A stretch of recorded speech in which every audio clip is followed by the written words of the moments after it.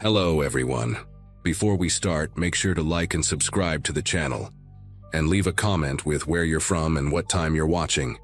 That way, YouTube will keep showing you stories just like this one. Now, let's begin. My sister had been begging me to visit for months, and I kept making excuses until guilt finally won. October of 2024, a Friday evening, I loaded up my Subaru Outback with an overnight bag and a cooler full of her favorite craft beers and started the 4-hour drive from Nashville to Knoxville. I worked as a veterinary technician at a clinic near Vanderbilt, pulling long shifts that left me too exhausted for much of a social life. Most people from my graduating class had already settled into marriages and mortgages by now, but I was still renting a 1-bedroom apartment and spending my weekends catching up on sleep. That particular Friday, I left later than planned because a German Shepherd came in with a bowel obstruction and I refused to leave until he was stable. By the time I merged onto I-40 heading east, the sun had already bled out behind the hills, and the sky had turned that bruised purple color that always made me drive a little faster. I cranked up the heat and told myself I would be at Candace's place before midnight. The first hour passed without incident. I had a true crime podcast playing through my speakers, some case about a missing woman in Ohio, and I remember thinking how strange it was to find comfort in other people's tragedies. The traffic thinned out past Cookeville, and soon I was one of maybe 3 cars visible in either direction. Tennessee has this way of swallowing you once you leave the cities behind. The hills roll up on both sides like shoulders hunching against the cold, and the trees press so close to the road that your headlights catch nothing but bark and shadow. I stopped at a gas station around 8:30 to fill up and grab a coffee. The attendant was a tired-looking woman with a crucifix tattoo on her wrist, and she told me to drive safe because there had been fog warnings past mile marker 80. I thanked her, topped off my tank, and pulled back onto the highway without a second thought. My mirrors showed nothing but darkness behind me, and I had no reason to think that would change. 15 minutes after leaving the gas station, I noticed headlights appearing in my rearview mirror. That alone meant nothing. Plenty of people travel I-40 at night, truckers mostly, sometimes families trying to make good time while the kids sleep. But these headlights were different. They came up fast, way too fast, and then settled about 10 feet behind my bumper. High beams. The kind that fill your entire car with white light and turn your mirrors into weapons against your own eyes. I tilted the rear view to cut the glare and squinted at my side mirrors, trying to make out the shape of the vehicle. It looked like a pickup truck, older model sitting high on its chassis. I tapped my brakes a couple times, the universal signal for back off, but the truck did not slow down. If anything, it crept closer. I could feel the heat of those headlights on the back of my neck like a physical pressure, and I told myself this was just some impatient local who wanted me to speed up or move over. I was doing 70 in a 65 zone, which should have been more than enough for anyone. The right lane was empty, completely open, and yet this truck refused to pass. It just sat there inches from my rear bumper, those high beams drilling into my skull. I sped up to 75, then 80, watching my speedometer climb while the truck matched me perfectly. My heart started beating a little harder. I checked my phone and saw 1 bar of signal, barely enough to load a text message. The next exit was 14 miles away according to the last sign I remembered passing. I moved into the right lane, slowing down deliberately, giving the truck every opportunity to blow past me and disappear into the night. Instead, it moved into the right lane behind me. Same distance. Same blinding light. That was when the first real spike of fear hit my chest, because I understood that whoever was driving that truck was not trying to pass me. They were following me. I grabbed my phone and tried to dial 911, but the call would not connect. The screen just showed that spinning wheel, searching for a signal that did not exist out here in the gaps between cell towers.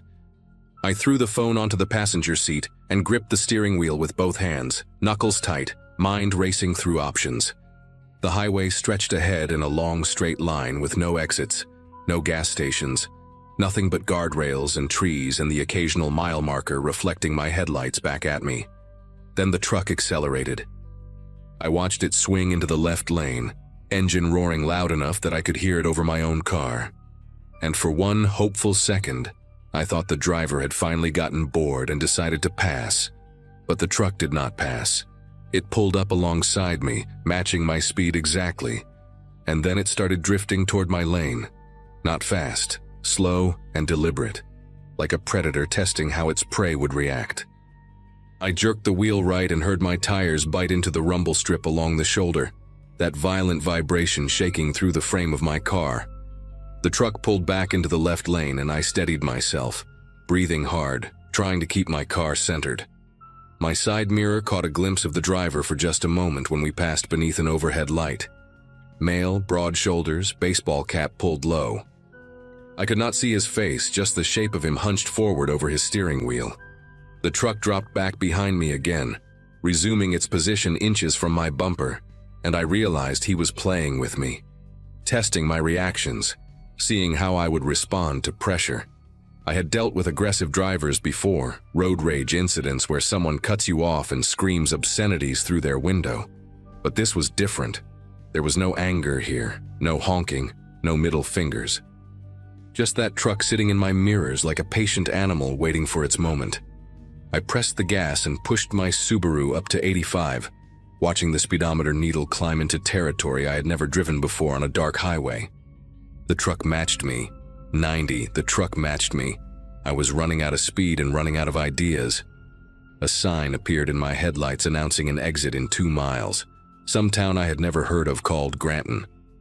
I made a split-second decision and stayed in the right lane, watching the exit approach, waiting until the last possible moment before yanking my wheel toward the off-ramp. My tires screamed against the asphalt as I took the curve too fast, and I felt my car tilt dangerously, the passenger side lifting just slightly before slamming back down. In my rearview mirror, I saw the truck blow past the exit, its brake lights flaring red in the darkness as it tried to slow down. A surge of relief flooded through me. I had lost him. I had actually lost him. The off-ramp deposited me onto a 2-lane state highway surrounded by farmland and scattered houses with their porch lights glowing in the distance. I pulled into the parking lot of a closed feed store and killed my headlights, sitting there in the dark with my engine running, trying to catch my breath. My entire body was trembling. I picked up my phone and saw 2 bars now, enough to make a call, and I was about to dial 911 when headlights appeared at the top of the off-ramp. The truck had circled back. I do not know how. Maybe there was a turnaround somewhere on the interstate, or maybe he drove the wrong way down the shoulder. It did not matter. What mattered was that those headlights were coming down the ramp, moving slow, scanning the road like searchlights. I threw my car into drive and pulled out of the parking lot without turning on my headlights, using the faint glow of the moon to navigate. The state highway curved through fields and past old barns, and I drove as fast as I dared in near total darkness, checking my mirrors every few seconds. The truck's headlights appeared behind me about 30 seconds later. He had seen me.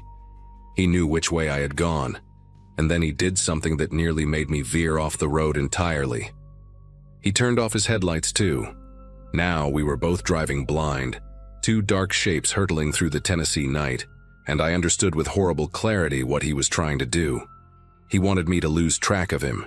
He wanted to come up beside me without warning, to run me off the road when I could not see him coming. I was not just being followed anymore. I was being hunted.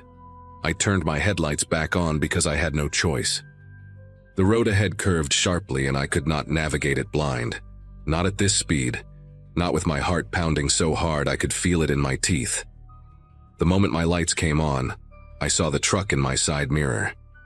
It had crept up into my blind spot, maybe 15 feet behind me and to the left, completely invisible until that second. If I had tried to change lanes, he would have clipped me. If I had slowed down, he would have been on top of me.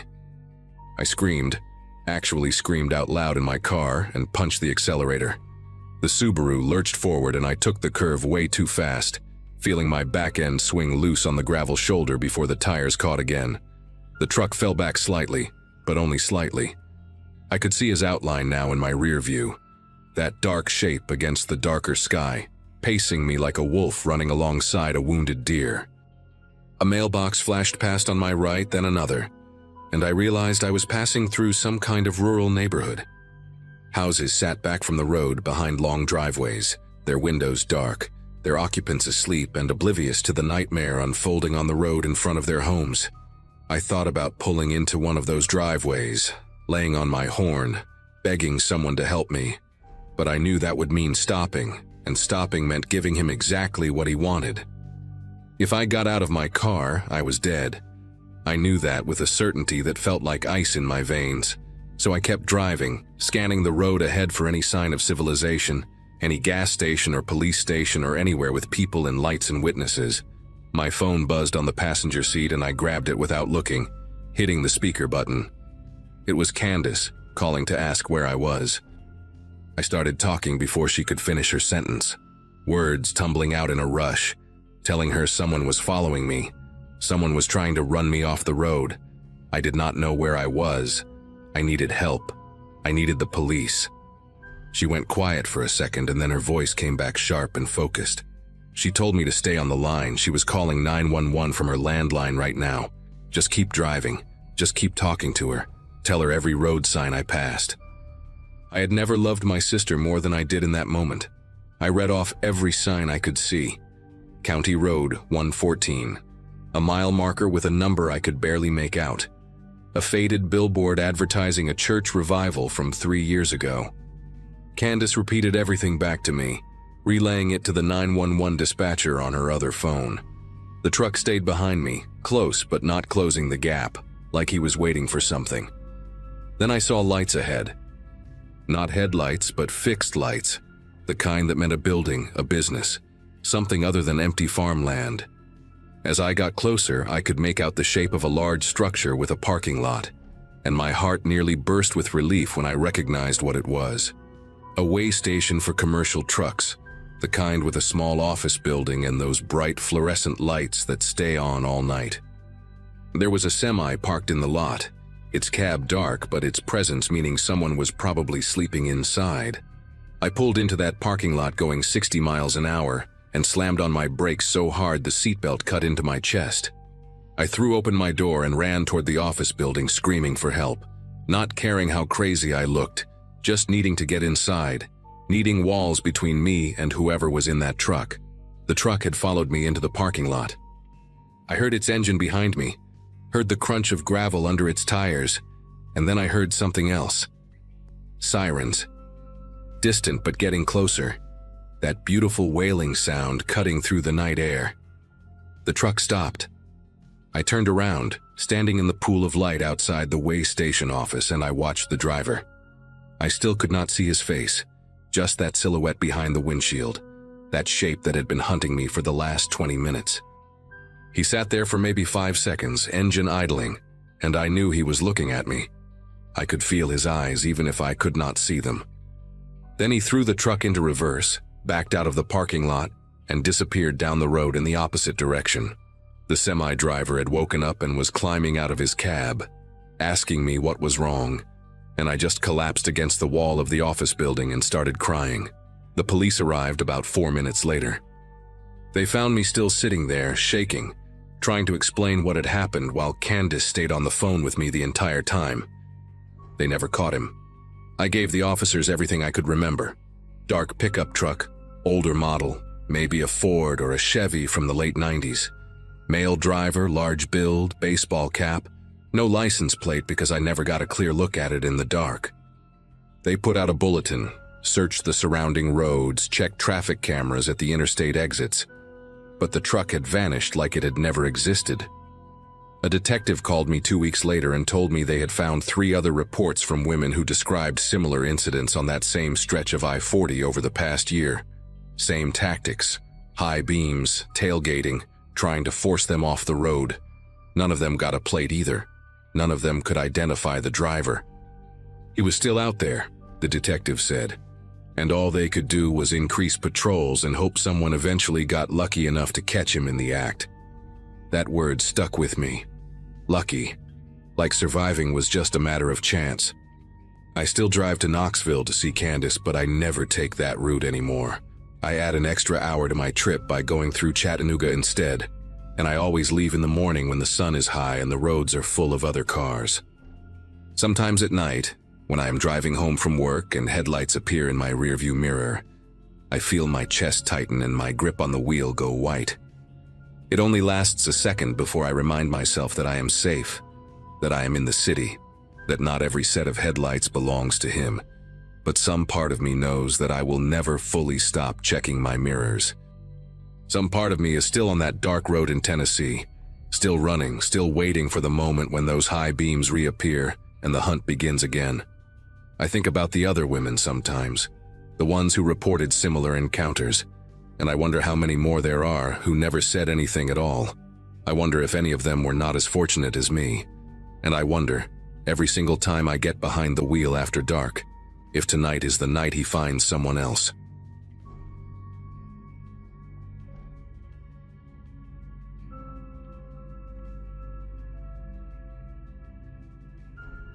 Irrigation equipment sales might sound boring, but the job takes you places most people never see. My territory covers the rural stretches of Missouri, Arkansas, and parts of Oklahoma. Farming country where the nearest Walmart can be 40 miles away, and cell towers are more of a suggestion than a guarantee. I graduated from a small college in Kansas back in 2015, and 8 years later, I had worked my way up to regional accounts manager, which really just meant I spent more time on the road than at home. That particular Wednesday in late March 2023, I had finished my last meeting of the week in a town called Pocahontas, Arkansas, a sleepy little place with one stoplight and a diner that served the best chicken fried steak I have ever tasted. My GPS showed 2 routes back to my motel in Jonesboro, the main highway, which would take an hour and 40 minutes, or a series of county roads cutting through farming corridors that promised to shave off almost 40 minutes. I was tired. My back ached from 3 nights on cheap motel mattresses, and all I wanted was a hot shower and a cold beer. The shortcut seemed like the obvious choice. I pointed my rental car, a white Chevy Malibu that smelled like someone had chain-smoked in it for a decade, toward the setting sun, and headed into the emptiest stretch of land I had seen in years. The first half hour was peaceful in a way that city people never really understand. Fields rolled out in every direction, brown and gray with early spring stubble, waiting for the planting season to bring them back to life. The road was narrow, barely wide enough for 2 cars to pass without one of them drifting onto the gravel shoulder, and the asphalt was cracked and patched in a dozen places. I passed maybe 3 farmhouses total, all of them set far back from the road with long dirt driveways and rusted mailboxes leaning at odd angles. No other vehicles, not a single one. The sun kept dropping, turning the sky into bands of orange and purple, and I cracked my window to let in some of the cool evening air, because the heater in the Malibu was broken on full blast. My phone had lost signal about 15 minutes after I left Pocahontas, and the radio was nothing but static. So I drove in silence. Just me, the hum of the engine, and the occasional crow lifting off from a fence post as I passed. I remember thinking how isolated it felt, how far removed from anything resembling civilization. At the time, it seemed almost meditative, calming. I had no idea that someone was watching me drive deeper into that emptiness, counting the minutes until I reached their trap. I saw the first branch about 40 minutes into the drive. It was a thick limb, maybe 8 inches in diameter and about 12 feet long, lying diagonally across the road. The bark was still pale where it had broken from the tree, and a few green buds clung to the smaller twigs. It looked fresh, like it had fallen within the last day or 2. We had gotten some strong winds earlier that week, so it did not strike me as unusual. I slowed the Malibu to a crawl and studied the obstacle. There was just enough room on the right shoulder, where the asphalt gave way to packed dirt and gravel, to squeeze around it without going into the shallow drainage ditch beyond. I eased the car over, felt the tires crunch on loose stones, and passed the branch without any trouble. As I pulled back onto the road and accelerated, I glanced in my rearview mirror almost out of habit. The branch sat there in the fading light, a dark shape against the gray pavement getting smaller as I drove away. I thought about stopping to move it out of the road, Some farmer with a trailer might not see it in time, but I was tired, and the daylight was fading fast. I told myself someone local would deal with it. I kept driving. That decision, that small act of laziness, might be the only reason I am still alive to write this.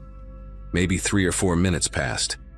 I had just crested a small rise in the road, one of the few elevation changes in that pancake-flat landscape, when something made me look in the rearview mirror again. I cannot explain why. Call it instinct, call it paranoia, call it whatever you want.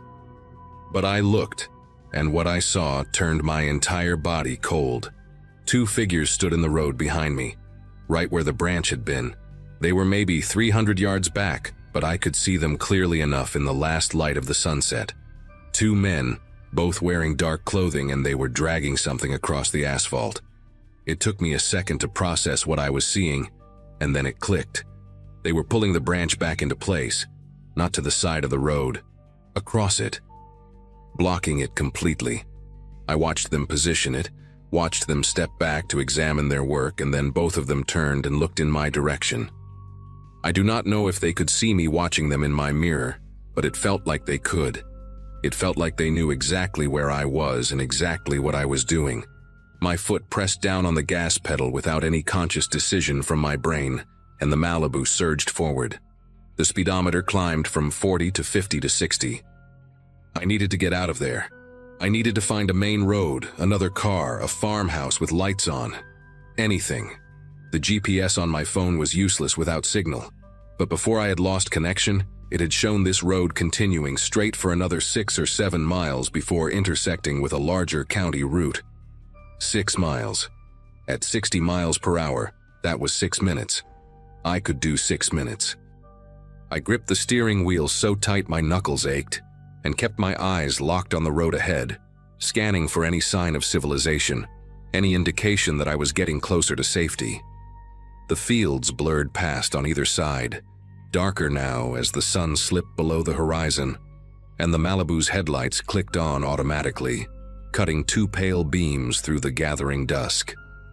I kept checking the rearview mirror, but the road behind me was empty, just fading gray asphalt disappearing into shadow. The 2 men were gone, or at least too far back to see. For about 90 seconds, I let myself believe that maybe I was overreacting. Maybe they were just local guys clearing debris from the road. Maybe they had put the branch back to mark a hazard until they could return with a chainsaw. My brain scrambled for any explanation that did not involve what my gut already knew was true. And then I came around a gentle curve and saw it, and every desperate rationalization died in my throat. Another branch. No, not a branch. A tree. An entire oak tree, not huge but substantial, maybe 30 feet long with a trunk as thick as a telephone pole, lying directly across the road. Both ends stretched into the drainage ditches on either side, leaving no gap, no shoulder to squeeze through. Nothing. I slammed on the brakes and the Malibu skidded, the tires screaming against the asphalt, and I came to a stop maybe 20 feet from the barrier. My headlights illuminated the trunk in a harsh detail, the raw, pale wood where it had been cut, not broken, cut with a chainsaw, the teeth marks still visible in the flesh of the tree. This was not storm damage. This was not an accident. Someone had felled this tree and dragged it into the road, positioned it carefully to make sure no vehicle could pass. I sat there, engine idling, staring at that barricade, and my mind raced through options that all led nowhere. I could not drive around it. I could not drive through it, and I could not go back, because somewhere behind me 2 men had sealed the road and were probably already walking in my direction. I was boxed in, trapped on a strip of crumbling asphalt in the middle of nowhere, with night falling fast and no way to call for help. That is when they appeared. Not from behind me, where I expected them, but from the sides. From the tree lines that bordered the fields on either side of the road, maybe 50 yards back from the asphalt. First one silhouette on the left, stepping out from between 2 gnarled oaks, then another on the right, emerging from a cluster of brush. Then 2 more, one on each side, spaced apart like they had rehearsed this. I counted 5 in total before I stopped counting, because my brain was no longer processing information in any useful way. They walked slowly, deliberately, not running, not shouting, just moving toward the road with the calm patience of people who knew their prey had nowhere to go. The last of the daylight was almost gone, but I could make out enough details to know these were not teenagers playing a prank. They were grown men, most of them heavy-set, wearing work clothes, canvas jackets, boots, jeans stained with dirt or oil, and they were carrying things, long things. One of them had what looked like a pipe or a metal rod. Another held something with a wooden handle, an axe or a sledgehammer, I could not tell. A third had a length of chain wrapped around his fist, the excess dangling at his side. These were not tools for clearing brush. These were weapons. And they were walking toward me like they had all the time in the world. I had maybe 30 seconds before they reached the road. My mind finally kicked into gear, running through every possible option at a speed that felt almost detached from my body. I could get out and run into the fields, but they knew this land, and I did not. And I would be running blind in the dark while they closed in from multiple directions. I could stay in the car and lock the doors, but a sledgehammer or an axe would go through a window in seconds, and then I would be trapped in a metal box with no way to defend myself.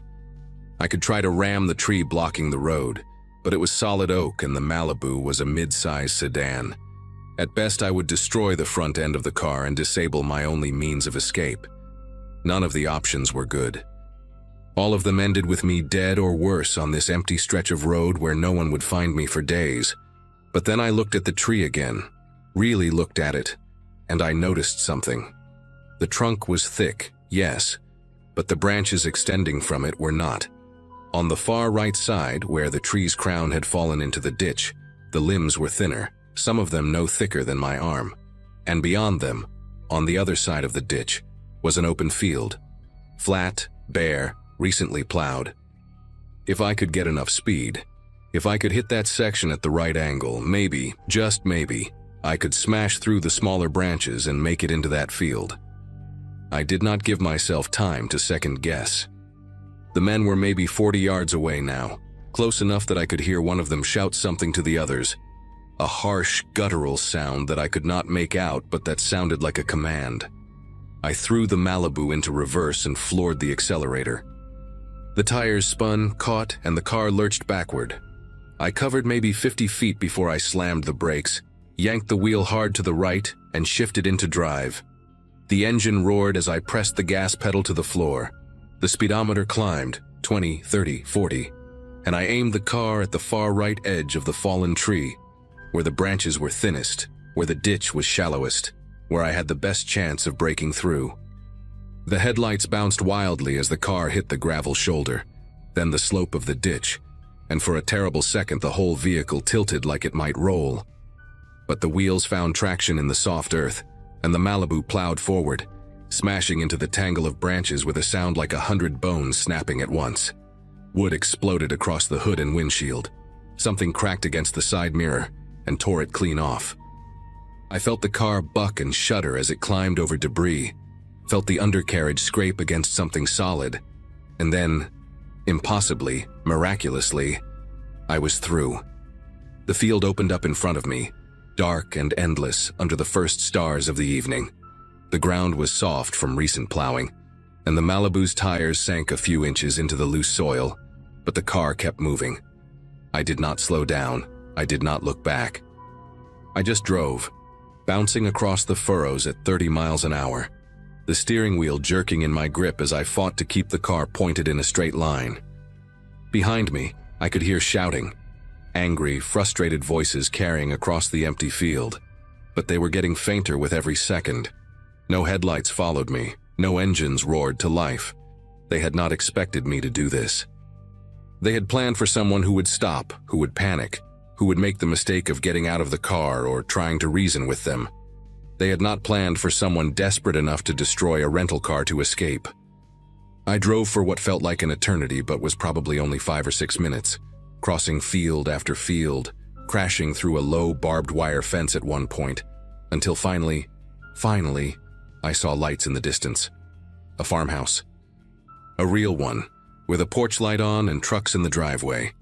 I aimed the battered Malibu toward it and did not stop until I was parked right in front of the steps, laying on the horn with everything I had. An older man came out first, maybe 60 years old, wearing suspenders over a flannel shirt and holding a shotgun like he knew how to use it. His wife appeared behind him a moment later, already on a cordless phone. I must have looked insane. A stranger in a destroyed car, covered in sweat, babbling about men with weapons and trees across the road. But something in my face or my voice must have convinced them, because the man kept his gun ready while his wife called the county sheriff.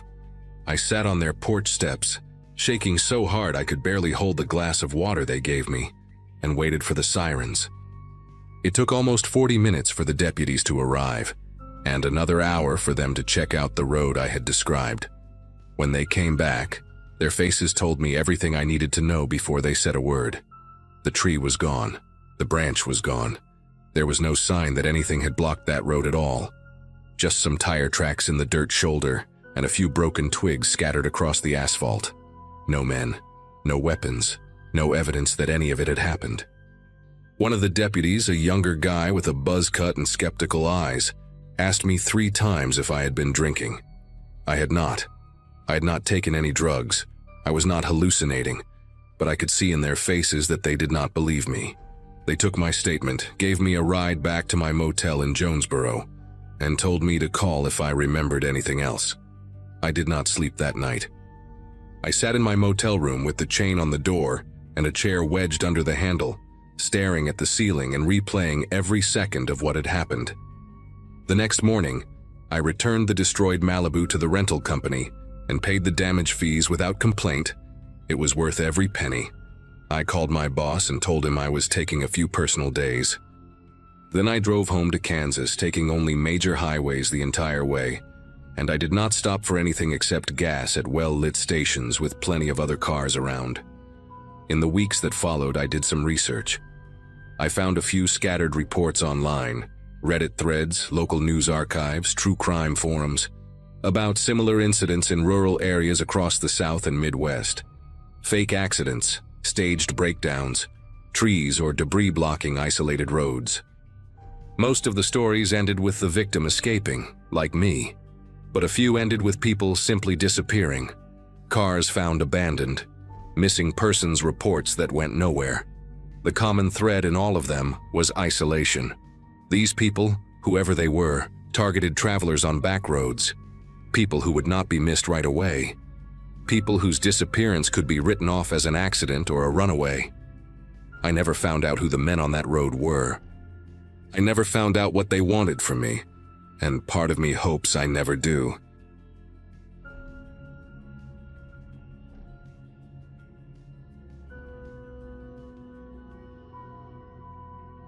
Arizona heat has a way of clinging to your skin even after the sun disappears. And that September night in 2022 was no exception.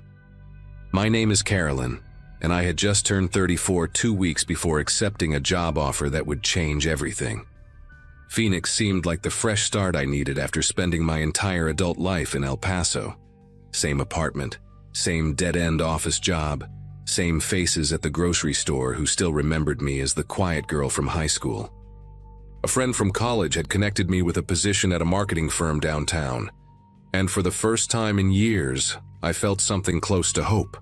So I packed everything I owned into my old Subaru Outback and decided to drive through the night, because sleeping in motels alone made me more anxious than exhaustion ever could. The plan was simple: 8 hours on the road, arrive by sunrise, begin a new chapter. I had made this drive once before during daylight, and it felt manageable enough. What I did not account for was how different the desert becomes when darkness swallows every familiar landmark, and the highway stretches into an endless black ribbon ahead.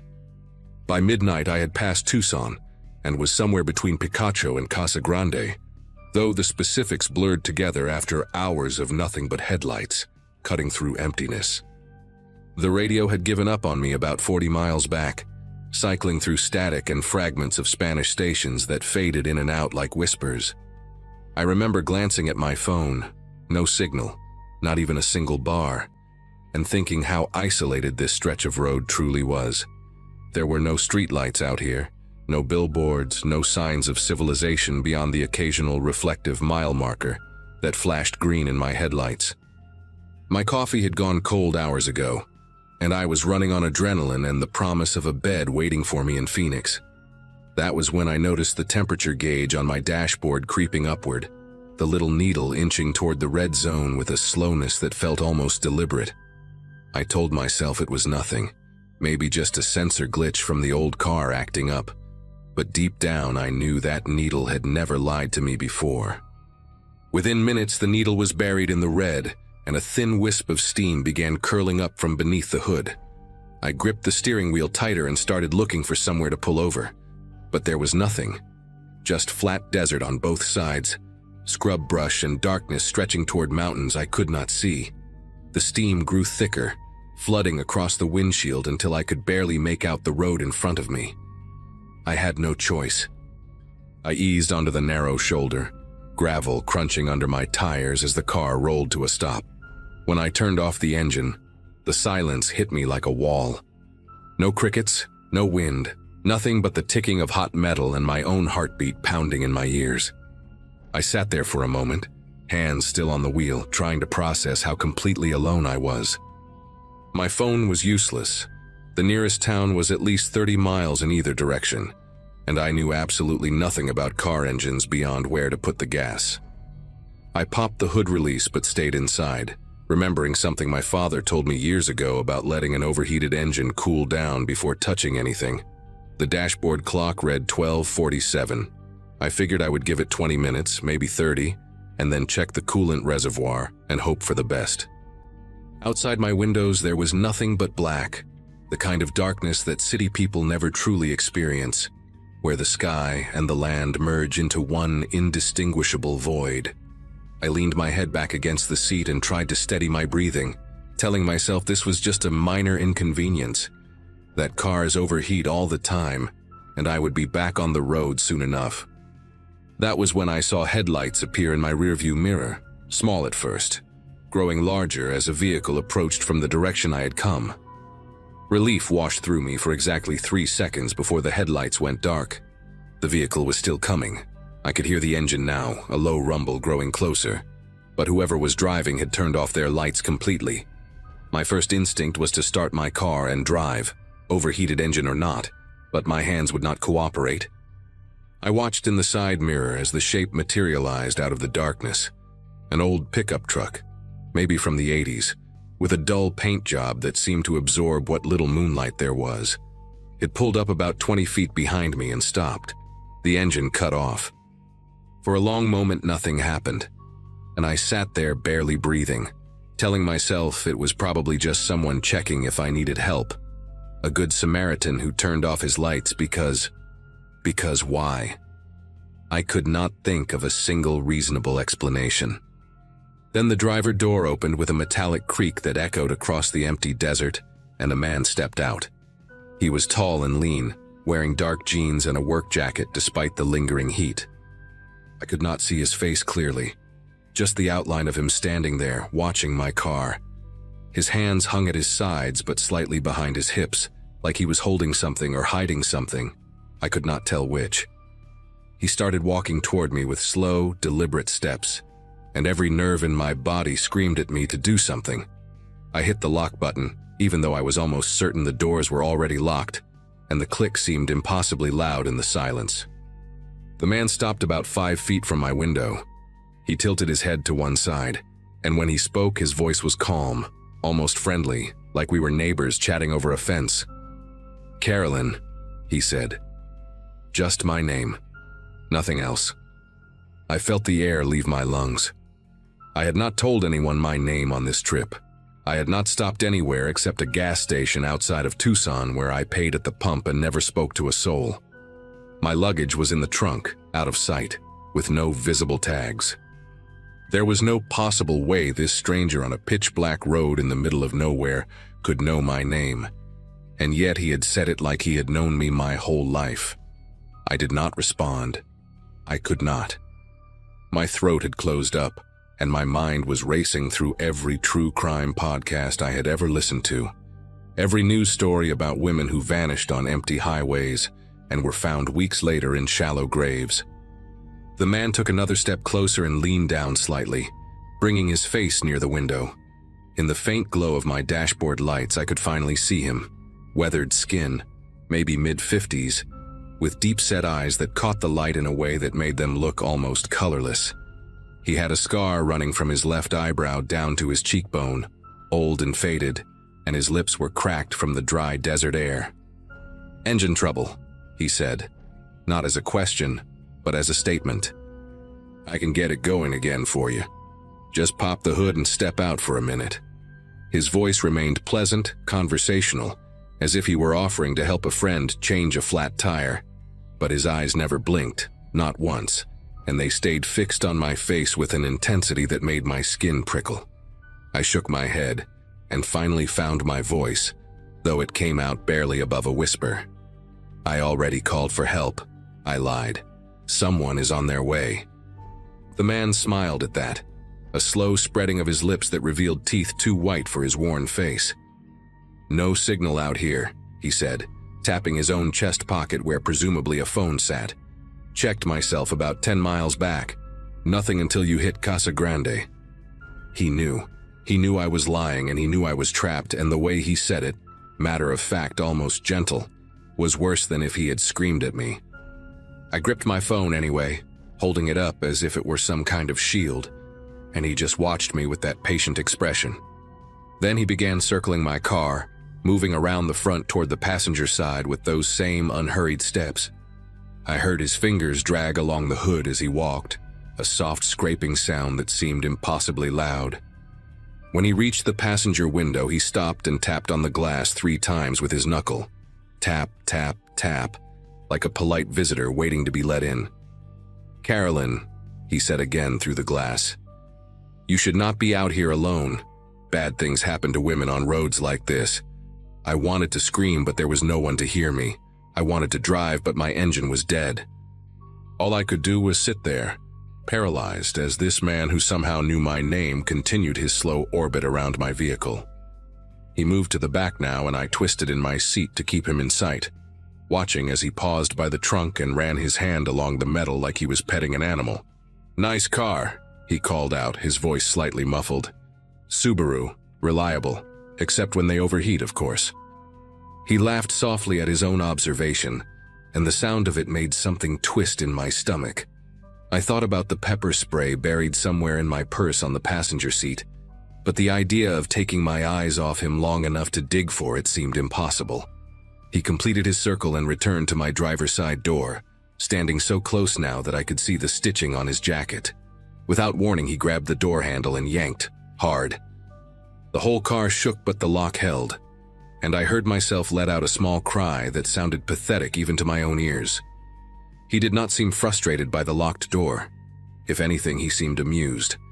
He leaned in close then, pressing his face near the narrow gap at the top of the window frame, where the seal had worn away over the years. His breath fogged against the glass, and I could smell him. Cigarettes, motor oil, something sour underneath. "I knew you would break down here eventually," he whispered through that tiny crack, and his voice was so close it felt like he was inside the car with me. "Been waiting a long time for this stretch. Knew you would come through." My mind struggled to make sense of his words. Waiting? How could he have been waiting for me specifically? I had only decided to take this route 3 days ago. I had not told anyone except my friend in Phoenix, and even then only through a text message. The impossibility of it crashed against my terror, and for one wild moment I wondered if I was dreaming, if I had fallen asleep at the wheel and this was some kind of nightmare my exhausted brain had conjured. But the smell of him was too real, the sound of his breathing too close, and when he tapped on the glass again I flinched so hard I bit my tongue. That was when I saw them, headlights in the distance, coming from the direction of Phoenix. 2 bright points of light growing steadily larger on the dark highway. The man saw them too. He straightened up slowly and turned to look, his body going rigid as he calculated something in his head. For a moment he just stood there, silhouetted against the approaching glow, and I held my breath waiting to see what he would do. The headlights kept coming closer now, close enough that I could hear the faint hum of another engine cutting through the desert silence. The man looked back at me one last time, and in the growing light I saw his face clearly for the first time. Those pale eyes, that scar, an expression that was not anger or frustration, but something closer to disappointment, like a child whose game had been interrupted. "Another time, Carolyn," he said quietly. Then he turned and walked back to his truck with the same unhurried pace he had used before, as if he had all the time in the world. He climbed inside, started the engine, and pulled away without turning on his headlights, disappearing into the darkness ahead like he had never been there at all. The other car, a minivan with a family of 4 heading home from a camping trip, stopped when they saw me on the shoulder with my hood up. A man named Douglas and his wife Renee helped me add coolant from a jug they kept for emergencies, and their 2 kids watched from the back seat with sleepy curiosity. I must have looked like a wreck because Renee kept asking if I was okay, if something had happened, and I did not know how to explain that a stranger had just circled my car calling me by a name he should never have known. They followed me all the way to Casa Grande and waited while I pulled into a gas station with bright lights and security cameras and people. I sat in that parking lot for 2 hours, shaking, calling my friend in Phoenix and then the police. The officers who came took my statement but seemed skeptical. No crime had technically been committed, they said, and without a license plate or better description, there was not much they could do. I never made it to Phoenix that night. I got a motel room in Casa Grande and lay awake until sunrise, watching the door and jumping at every sound in the hallway.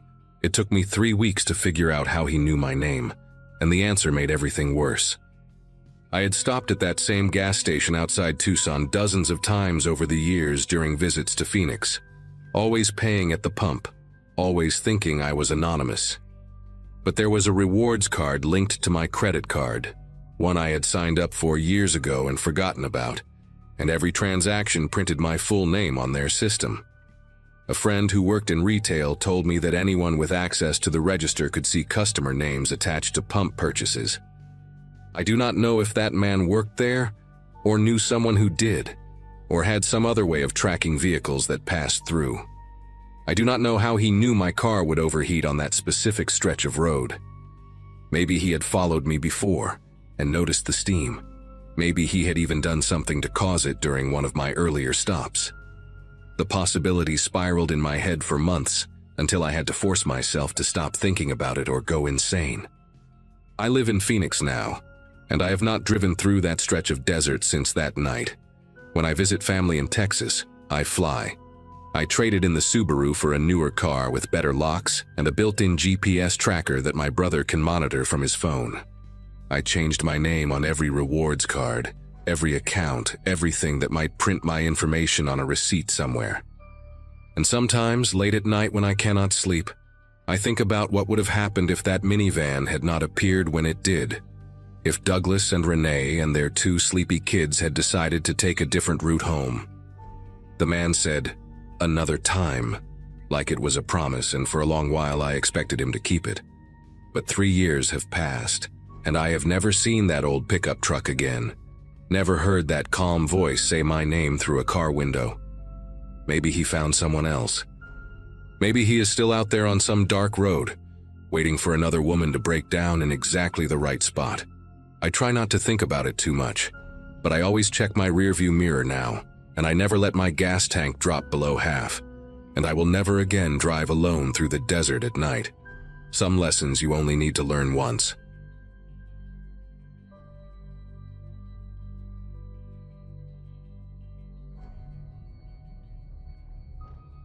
Everyone in my family graduated high school in 2008, cousins and all, which puts us right around 34 now. I mention that because when you hit your mid-30s, you start thinking you have life figured out. You have seen enough, experienced enough, and nothing really surprises you anymore. That confidence disappears real fast when you find yourself on a dark highway in rural New Mexico with a stranger pretending to be a cop standing at your window. I had been driving home from a work conference in Albuquerque, heading back to my apartment in Denver. The smart thing would have been to stay overnight and leave in the morning, but my cat needed her medication, and I had nobody to check on her. So there I was, Somewhere past 2 in the morning, surrounded by nothing but flat, empty desert and the occasional cactus shadow in my headlights. The highway stretched ahead like a black ribbon into nowhere, and I had not seen another car for at least 40 minutes. I was listening to some old country station, the kind that plays classics from the 70s and 80s, trying to keep myself awake with bad singing and strong gas station coffee. The speed limit was 75, and I had been doing maybe 78, nothing crazy. That is when I noticed headlights appear in my rearview mirror, coming up fast. I figured it was just someone in a hurry, maybe a trucker running late on a delivery, so I moved slightly to the right to give them room to pass. But they did not pass. The car slowed down and settled right behind me, close enough that I could tell it was some kind of sedan, gray or silver, hard to tell in the dark. Then a single blue light started flashing on their dashboard. Not a light bar on top like normal police cruisers have, just one of those magnetic dash lights you see in unmarked vehicles sometimes. My first instinct was to pull over immediately because that is what you do when you see blue lights. But something in my gut made me hesitate, made me grip the steering wheel tighter and glance at my phone sitting in the cup holder. I remember my dad telling me once that if you ever get pulled over in an isolated area and something seems wrong, you have the right to drive slowly to a well-lit public place before stopping. He was a long-haul trucker for 23 years and had seen all kinds of things on the road. So I slowed down to about 50, turned on my hazard lights to signal that I acknowledged the car behind me, and kept driving. I was hoping to see a gas station, a rest stop, anything with lights and maybe another human being. But the road ahead was nothing but darkness and the faint silhouette of distant mountains against a slightly lighter sky.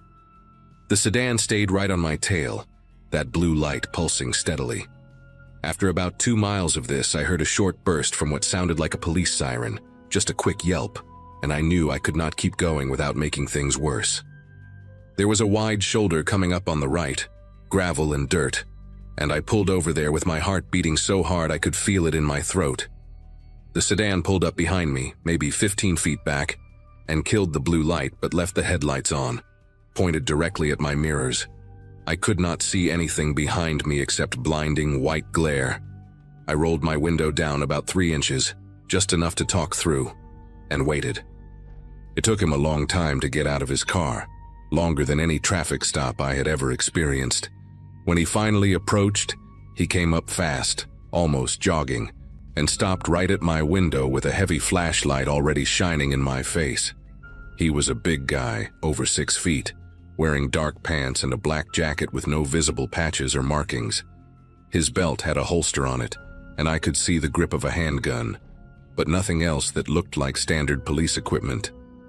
No radio, no taser, no body camera. He did not say good evening or ask for my license. The first words out of his mouth were, "You know you were driving real suspicious back there, slowing down like that." I tried to keep my voice steady and told him I was just being cautious because I was not sure if he was a real officer. That was apparently the wrong thing to say. His face changed, got tight around the jaw, and he leaned closer to my window. "You think I'm not real? You think someone would be out here at 2 in the morning pretending to be law enforcement?" He let out this short laugh that had no humor in it at all. I asked him which department he was with, and he ignored the question completely. Instead, he started shining his flashlight around the inside of my car, moving the beam across my back seat, my passenger seat, the floor mats. He lingered on my work bag, a plain black laptop case, and asked what was in it. I told him it was just my computer and some work documents. He made this sound, almost like a grunt, and said he was going to need me to step out of the vehicle for a compliance check. I asked him what a compliance check was, and he just repeated himself, slower this time, like I was stupid. Step out of the vehicle for a vehicle compliance check. Everything in my body was screaming at me to stay in the car. I had never heard of a vehicle compliance check in my life, and I grew up around cops because my uncle spent 30 years with the Denver Police Department. I told the man I would be happy to cooperate, but I wanted to see his badge first. He reached into his jacket and pulled out a wallet, flipped it open for maybe 2 seconds, then snapped it shut. In that brief flash, I saw something that looked like a badge, silver and shaped like a shield. But where the department name should have been, there was nothing but scratched metal, like someone had taken a knife or a key and scraped the letters off deliberately. That image burned into my brain. A badge with no name, no department, no jurisdiction. He tucked the wallet back into his jacket and put his hand on his hip, right next to the holster. Satisfied? Now step out. His voice had dropped lower, and there was something in his eyes that made me think of a dog right before it bites. That flat, focused stare. I told him I was not getting out of my car until he told me what department he was with and what law I had broken. He slammed his palm against my window frame so hard that I flinched back into my seat. People who drive alone at night usually have something to hide, he said, and his voice had this strange calm to it now, like he had made some kind of decision. Open your trunk. I said no. I said it clearly and firmly, even though my voice cracked on the word. He walked away from my window then, not back to his car, but around to the rear of mine. I watched him in my side mirror, his silhouette moving through the red glow of my taillights. He tried the trunk handle, found it locked, and I saw him crouch down to look at something near my bumper. My license plate, I realized. He was memorizing my license plate. When he stood back up, he walked slowly along the passenger side of my car, dragging his flashlight across the windows, letting the beam linger inside like he was cataloging everything he saw. He stopped at my passenger door and tried the handle. Locked. I had never been more grateful for the habit of locking all my doors the second I get in the car. He stood there for a moment, just staring at me through the glass, and in the harsh white light of his flashlight I could see his face clearly for the first time. He was maybe in his late 40s, weathered skin, a scar that ran through his left eyebrow and disappeared into his hairline. His eyes were pale, gray or light blue, and they had this emptiness to them that scared me more than anything else. Not anger, not frustration, just nothing. Like I was not a person to him, just an obstacle or maybe an opportunity. He tapped on the window with the flashlight 3 slow, deliberate knocks and said, "You're making this harder than it needs to be. Open the door." I reached for my phone in the cup holder, ready to call 911. And that is when I saw headlights appear on the horizon behind us, coming from the same direction I'd been traveling. The man saw them too. I watched his head turn, watched his whole body stiffen as he tracked those approaching lights. For a few seconds he did not move at all, just stood there calculating something in his head. Then, without a single word, he turned and walked back toward his sedan. Not running, not rushing, just a calm, steady walk like he was finishing up a routine traffic stop. He got into his car, and I expected him to pull out and drive away, but he just sat there with his headlights still pointed at my mirrors. The other car was getting closer now, maybe a quarter mile out, and I could tell from the height of the headlights that it was some kind of truck or SUV. I did not know if I should stay or go.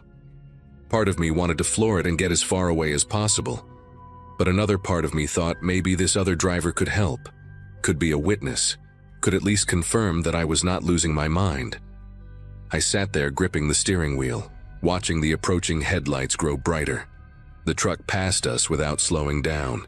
It was a white pickup, older model, and I caught a glimpse of a man in a baseball cap behind the wheel. Did not even glance at us, just kept driving into the night like 2 cars on the shoulder was the most normal thing in the world. But that brief moment, those few seconds when another human being was close enough to see us, was apparently enough. The sedan behind me finally moved. It pulled out onto the highway, no turn signal, no lights at all. He drove away in complete darkness, no headlights, no taillights, nothing. I watched the shape of his car disappear into the black until I could not see it anymore. Only then did I realize I had been holding my breath. I sat there on that gravel shoulder for at least 10 minutes, just trying to get my hands to stop trembling enough to drive. When I finally pulled back onto the highway, I did 90 the rest of the way to the Colorado border and did not stop until I saw the lights of a 24-hour gas station outside Trinidad. I filed a report with the New Mexico State Police the next morning. The officer who took my call was polite but not surprised, and that scared me almost as much as the encounter itself. He told me there had been multiple reports over the past 18 months of someone conducting fake traffic stops on rural highways in the northeastern part of the state. Same description every time: gray or silver sedan, single blue dash light, a large man in plain dark clothes who refused to identify his department. Nobody had ever gotten a clear look at the license plate because he always positioned his headlights to blind the driver. Nobody had ever been able to identify the vehicle make or model with certainty. The officer asked me if the man had tried to get me out of my car, and when I said yes, there was this long pause on the line. He told me I did the right thing by staying inside and keeping my doors locked. He said not everyone had been that lucky, but he would not elaborate on what that meant. I did not push him. Part of me did not want to know. I still think about that night more often than I would like to admit. Sometimes when I am driving after dark, even on busy highways with plenty of traffic, I catch myself checking my rearview mirror every few seconds, watching for a single blue light. I never drive through New Mexico at night anymore. I take different routes now, even if they add hours to my trip, even if it means stopping overnight somewhere and paying for a motel. My uncle, the one who was a cop in Denver, told me that impersonating a police officer is a felony in every state. But these guys are almost impossible to catch because they operate in isolated areas with no witnesses and no cameras. He said some of them are thieves looking for easy targets and some of them are something worse. He did not say what worse meant, and I did not ask. All I know is that somewhere out there, on some dark stretch of highway in the desert, that man is still pulling people over. And not everyone is going to be lucky enough to have another car show up at just the right moment. I got away. I have no idea how many others did not, and that thought keeps me awake some nights, staring at the ceiling, remembering those pale, empty eyes watching me through the glass.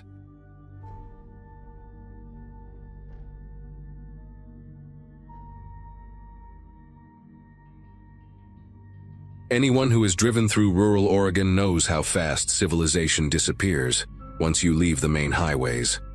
A college friend of mine had gotten married that weekend at a vineyard outside Bend, and I had made the 3-hour drive from Portland to celebrate with her.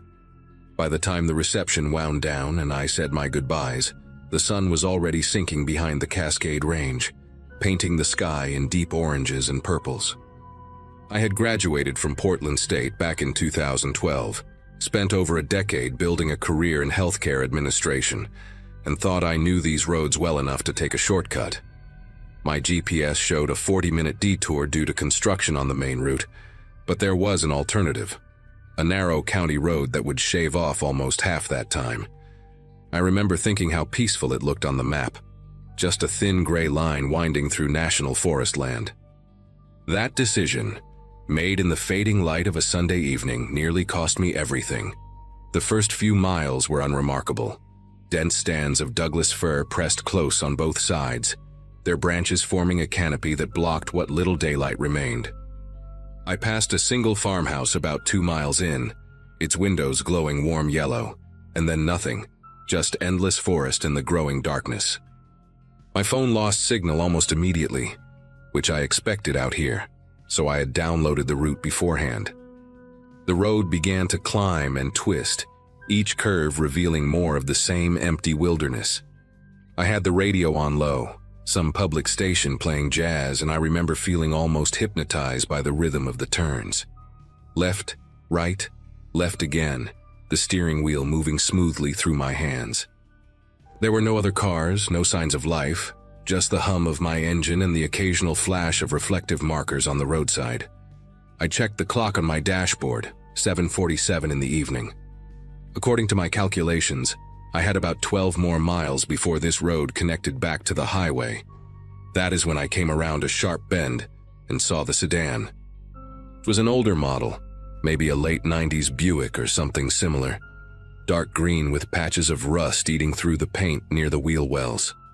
The car sat diagonally across both lanes, its front bumper nearly touching the embankment on the left side of the road, its rear blocking the narrow shoulder on the right.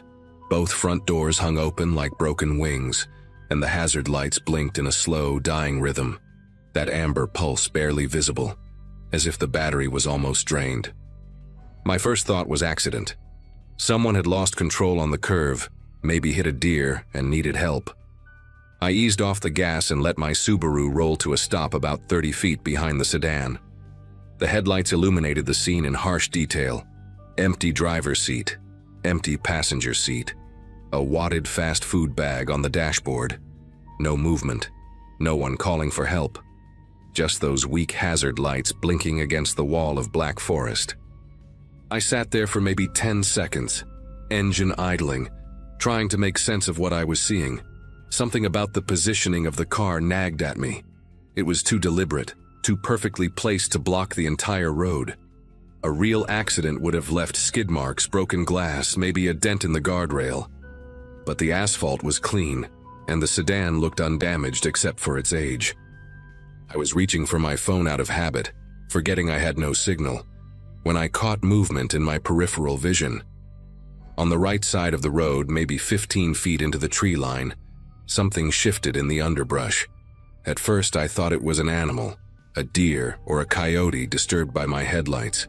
But then I saw the glint of metal, a brief flash like light catching a belt buckle or a zipper, and below it, partially hidden behind a thick stump, a pair of boots. Work boots, the kind with steel toes planted firmly on the ground, not moving, just waiting. My heart began to pound so hard I could feel it in my throat. I told myself I was being paranoid, that maybe it was just someone who had gone into the woods to relieve themselves after their car broke down. But even as that thought formed, I knew it was wrong. Nobody stands perfectly still behind a tree when a car pulls up. Nobody hides. I shifted my gaze to the left side of the road, scanning the shadows beyond the reach of my headlights. And that is when I saw the second figure. This one was crouched low behind a cluster of ferns, about 20 feet from the sedan, positioned so that anyone who got out to help would have their back to him. He was wearing something dark, a hoodie or a jacket, and I could just make out the shape of his shoulders, the angle of his head as he watched my car. Two men, hiding, waiting on opposite sides of a road that saw maybe 10 cars a day. The sedan was not broken down. The sedan was a trap. Every instinct I had screamed at me to move. I did not think about it consciously. My foot simply lifted off the brake and slammed onto the gas pedal in reverse. The Subaru lurched backward with a jolt that threw me against the steering wheel, and I heard the tires squeal against the pavement as I cranked the wheel hard to keep the car on the road. In my rearview mirror, I saw only darkness and the faint glow of my taillights reflecting off the trees. I had no idea what was behind me, whether the road curved or dropped off or narrowed further. I was driving blind, backward, at a speed that made no sense for these conditions. And then I heard shouting, male voices, 2 of them, loud and angry. I glanced forward through the windshield just in time to see both figures break from the tree line and sprint toward my car. The one on the right was faster, already closing the distance with long, powerful strides. The one on the left reached into his jacket as he ran and pulled something out, something dark and angular that caught the glow of my headlights for just a fraction of a second. I did not wait to see what it was. I kept my foot on the gas and my eyes locked on the rearview mirror, trying to keep the white line on the edge of the road visible as I flew backward through the darkness.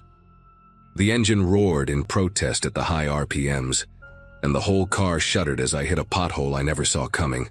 My head snapped back against the headrest, and for a terrifying moment, I felt the rear wheels slip off the pavement onto the gravel shoulder.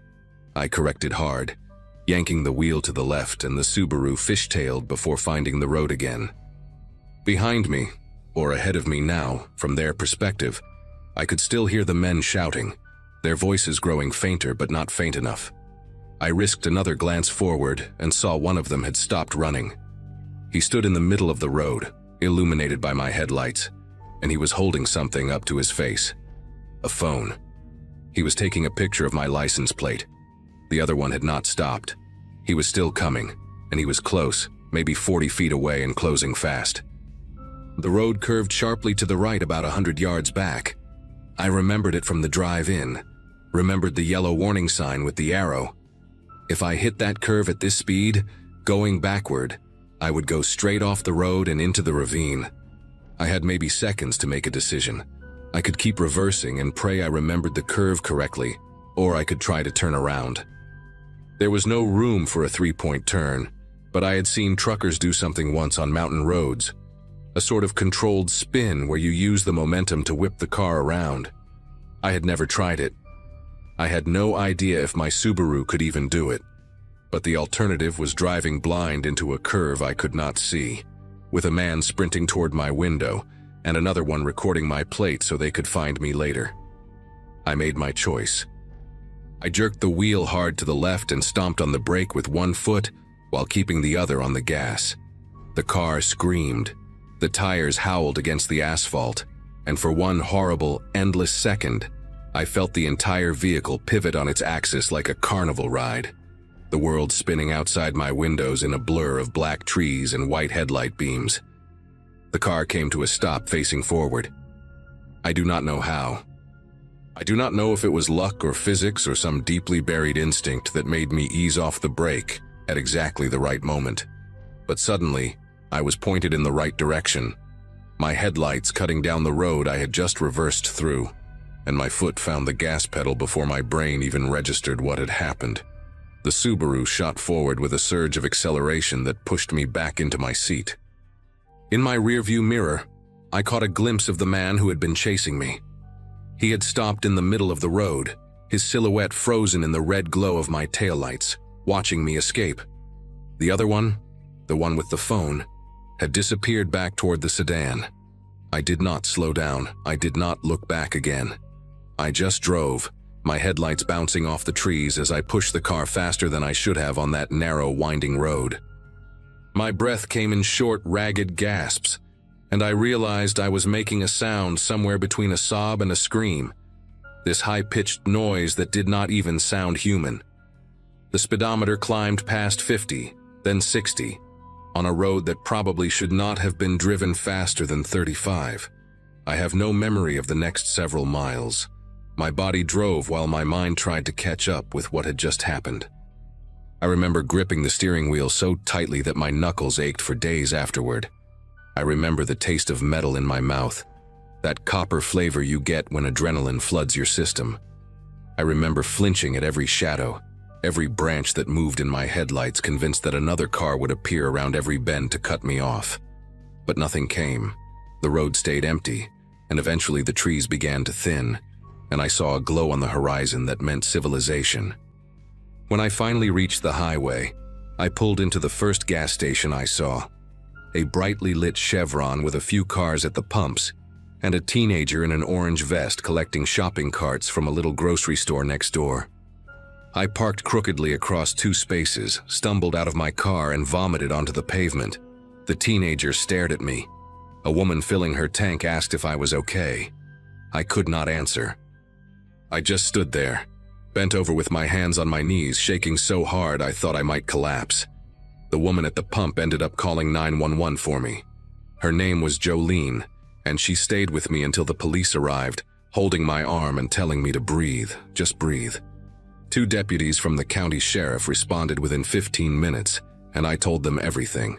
The sedan, the men hiding in the trees, the one who photographed my plate, the object pulled from the jacket. They exchanged a look when I described the location, a look that told me this was not the first time they had heard something like this.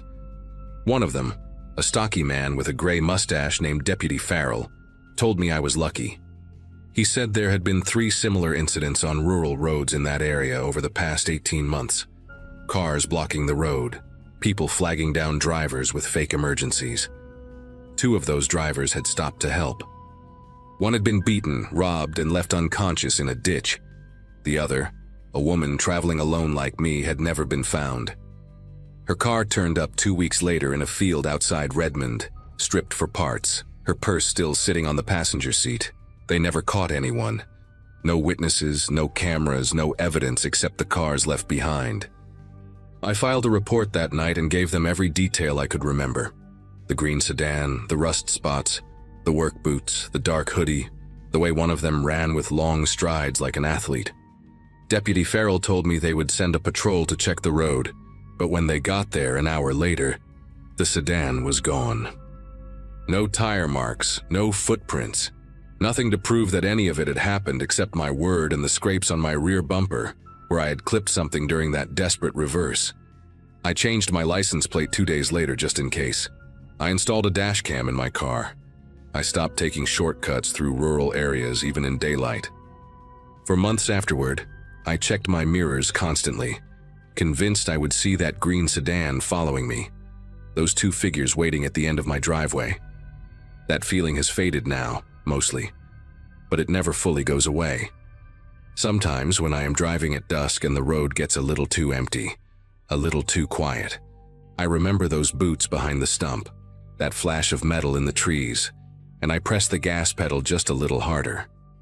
I think about that other woman, the one who was never found, and I wonder what made her stop when I did not.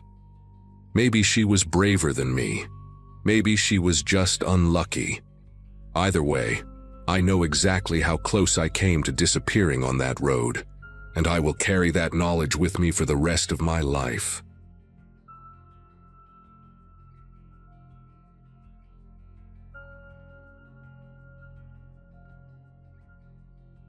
"14 hours into what should have been a 12-hour drive, my GPS decided to reroute me through some back roads in rural Georgia. It was a Wednesday in late September 2024, and I had been driving from my apartment in Charlotte to visit my older brother in Savannah for his 40th birthday. At 26, fresh out of a dead-end relationship and grinding through my second year as a paralegal at a small law firm, I figured the solo road trip would clear my head. The highway had been smooth until a major accident near Macon forced everyone onto detours, and somehow I ended up on a 2-lane road cutting through pine forests and farmland I had never seen before. My phone signal had dropped to 1 bar, the sun was sinking fast behind the tree line, and I remember thinking how strange it was that I had not passed another car in almost 20 minutes. The isolation should have bothered me more than it did, but I was too tired to care. Too focused on just getting to my destination before midnight. I felt the steering wheel jerk to the right before I heard the sound, that unmistakable flapping of rubber against pavement that every driver dreads. My front passenger tire had blown, and I pulled onto a narrow shoulder that was barely wide enough for my Ford Escape. When I stepped out to assess the damage, the silence hit me first. No birds, no distant highway noise, nothing but the wind moving through the pines and the ticking of my cooling engine. The tire was completely shredded, and I realized with a sinking feeling that my spare was one of those tiny temporary ones that I had never actually learned to install. I pulled out my phone to call roadside assistance through my insurance, but the signal kept flickering between 1 bar and nothing. I was standing there, trying to hold my phone at different angles like that would somehow help, when I saw headlights appear around the bend behind me.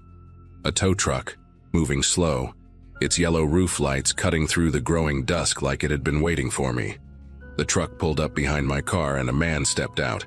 He was tall, maybe 6'3", with a wiry build and arms that seemed too long for his body. He wore a gray work shirt with no visible name patch, and his face was weathered in a way that made it hard to guess his age, anywhere between 40 and 60. His hair was cropped short, almost military style, and he had this way of tilting his head slightly when he looked at me, like a dog trying to figure out a strange noise.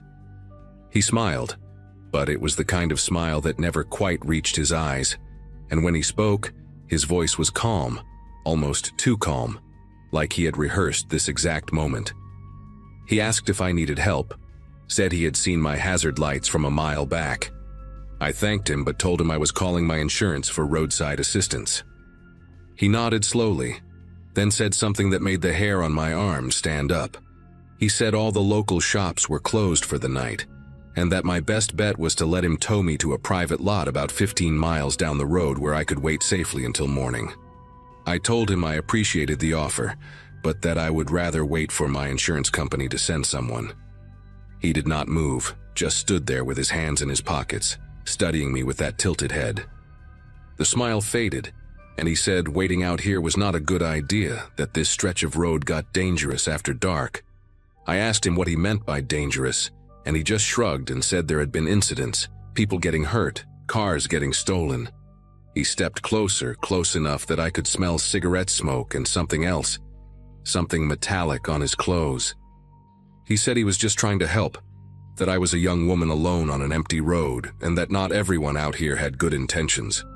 The way he said it, slow and deliberate, felt less like a warning and more like a threat wrapped in concern. I told him again that I was fine, that help was on the way, even though I still had not been able to get a call through. He stared at me for a long moment, then walked back to his truck and leaned against the driver door, arms crossed, watching. I got back into my car and locked the doors. My heart was pounding so hard I could feel it in my throat, and I kept glancing at my rearview mirror where I could see his silhouette against the fading sky. I tried my phone again, and this time it connected for just long enough to reach my brother. The call was breaking up badly, but I managed to tell him where I thought I was, somewhere off Route 221, near a town called Pemberton, or Pemberton County. I was not sure. He said he would call the sheriff and send help, told me to stay in the car with the doors locked, and then the call dropped. Those few seconds of connection felt like a lifeline being thrown to me across a dark ocean. I sat there gripping my phone, watching the battery drain to 37%, and tried to slow my breathing. The tow truck driver had not moved. He just stood there, a dark shape against his truck, and I could feel his eyes on me even through the growing darkness. Minutes passed, maybe 10, maybe 20, and he did not leave. Then he started walking toward my car again. This time his posture was different, less casual, more purposeful, like he had made some kind of decision. He knocked on my window and I cracked it maybe an inch, just enough to hear him. His voice had changed too, lost that fake friendliness from before. He said I was making a mistake, that my phone was not going to work out here, that nobody was coming for me. He said he had been doing this a long time, and he knew how these situations ended. I asked him what exactly he had been doing a long time, and he paused, like he realized he had said too much. He recovered quickly, said he meant towing cars, helping stranded drivers, but there was a flicker in his expression that told me he was lying. I told him to leave me alone or I would call the police. He laughed at that, a dry sound with no humor in it, and said, "Go ahead, try." He pointed out that my phone had no signal, that I was miles from anywhere, and that the nearest police station was in Crawford County, a 40-minute drive even if they left right now. He knew the area too well, recited those details too easily, and that terrified me more than anything else he had said. I decided to do something that felt insane, but also felt like my only option. I rolled up my window, put my car in drive, and started moving forward on the shredded tire. The sound was awful, metal grinding against asphalt, the rims sparking in my side mirror. But I did not care. I would rather destroy my car than stay there with him. He stood in the road for a second and I thought he might try to block me. But then he jogged back to his truck. In my rearview mirror, I saw him climb in and follow me, keeping a steady distance of maybe 50 feet.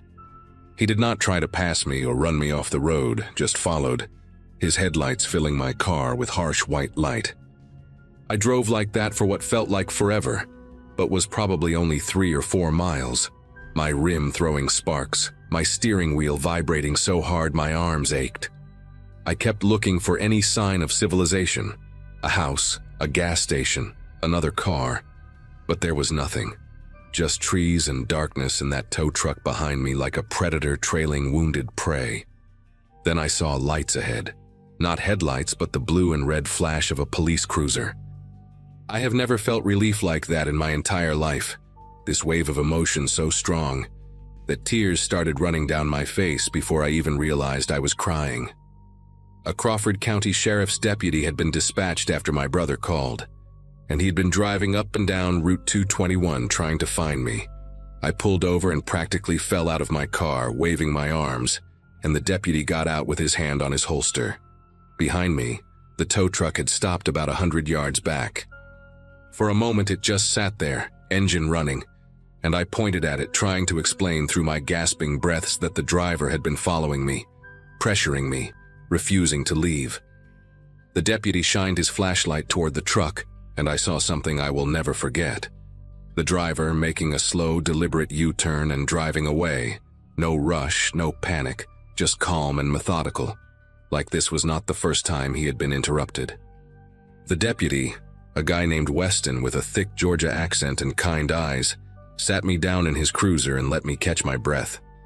He handed me a bottle of water and asked me to describe everything that had happened, which I did, stumbling over my words but getting the important parts out.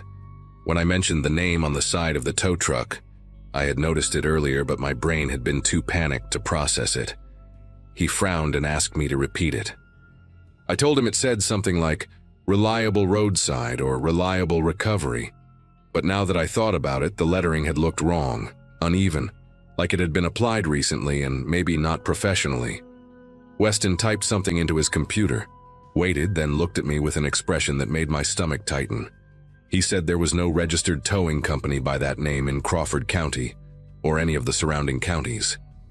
He asked if I had noticed the license plate on the truck, and I had, Georgia plates, I was pretty sure, starting with the letters BKV. He typed that in too, and after a long pause, he told me the plate did not match any registered tow truck in the state database. Weston called for backup and stayed with me while we waited. Another deputy arrived about 20 minutes later, and they arranged for a legitimate tow truck to come get my car from a company in the next town over. While we waited, Weston told me some things that kept me awake for weeks afterward. He said this stretch of Route 221 had been flagged internally for unusual activity over the past 18 months. Cars reported stolen after breakdowns, a couple of drivers who had gone missing for hours before turning up disoriented and unable to explain where they had been. One woman had her car towed to what she was told was a repair shop, but when police investigated, the address did not exist. They found her vehicle 3 weeks later, stripped for parts, in a barn about 60 miles away. No arrests had been made because nobody could identify the people involved. The descriptions were always vague: average height, average build, forgettable face. But the man I had encountered was not forgettable at all, and when I described him in detail, Weston wrote down every word like it might actually help them catch whoever was doing this. My brother drove up from Savannah to meet me at the Crawford County Sheriff's Station, and I have never hugged anyone so hard in my life. He took one look at me. Mascara streaked down my face, still shaking, clutching a styrofoam cup of cold coffee, and did not say a word, just wrapped his arms around me and let me fall apart. The deputies took a formal statement, showed me some photographs of known vehicle theft suspects in the region, but none of them matched the man I had seen. They told me they would be in touch if anything developed, gave me a case number and a victim's advocate card, and sent me on my way. My brother drove us both to Savannah that night in his truck, while my ruined Ford sat in an impound lot waiting to be assessed. I did not sleep at all. Every time I closed my eyes, I saw that tow truck's headlights in my rearview mirror, steady and patient, and I heard his voice telling me that nobody was coming. I kept thinking about what would have happened if my brother had not answered his phone, if the deputy had been 5 minutes later, if I had made the mistake of trusting that man and letting him tow my car to whatever private lot he had in mind. It has been 2 months since that night, and I still do not have closure. The sheriff's office contacted me once, about 3 weeks after, to tell me they had identified the tow truck. It had been reported stolen from a legitimate company in Augusta almost a year earlier, repainted and fitted with magnetic panels to change its appearance. The plates were stolen too, from a pickup in Valdosta. They never found the driver. They never identified him from my description, or if they did, they never told me. I traded in what was left of my Ford for something new, something with better roadside assistance coverage, and I downloaded 3 different emergency apps that can send my location even without cell signal. I do not drive alone at night anymore, not on highways, and definitely not on back roads. Sometimes I wonder if he is still out there, cruising those empty stretches of Route 221, waiting for someone else's tire to blow or engine to stall. And sometimes, late at night when I cannot sleep, I wonder about those other drivers Weston mentioned, the ones who went missing for hours and came back disoriented, unable to remember what happened. I got lucky. I know that now.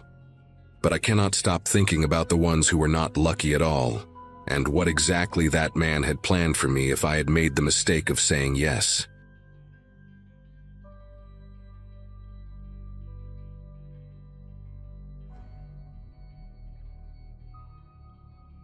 A long drive with my friend Mark had seemed like the clean break I needed that year.